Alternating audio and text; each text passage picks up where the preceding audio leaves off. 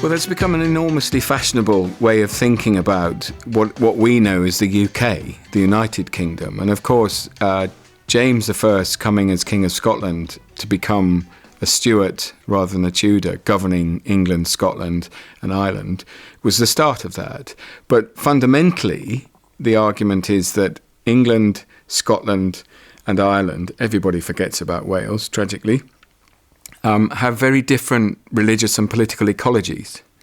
Scotland has its own parliament. It has a very much more radical form of Protestantism. So people like John Knox in the 1560s and George Buchanan, who was James I's tutor, develop fully blown resistance theories. In order to defend your godly beliefs, you can resist anybody. Knox goes even further. He says you have a duty to resist and you can be armed.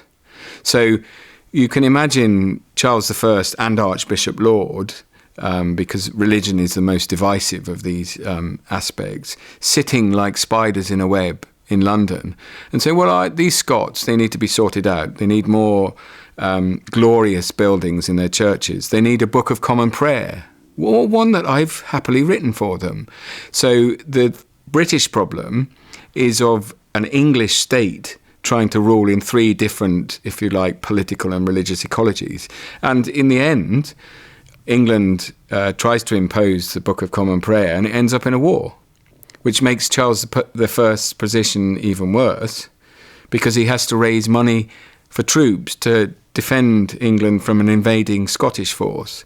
In Ireland, it's slightly more complicated because Ireland had been settled by Protestant planters earlier, and the problem there was the vast majority of the indigenous population are Roman Catholic.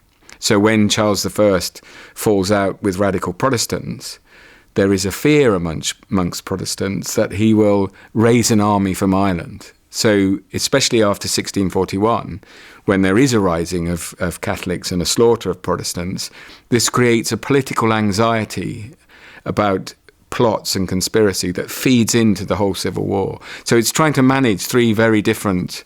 It's pretty difficult today if you think about it. And that's why, in one sense, devolution today grows out of that sort of tradition.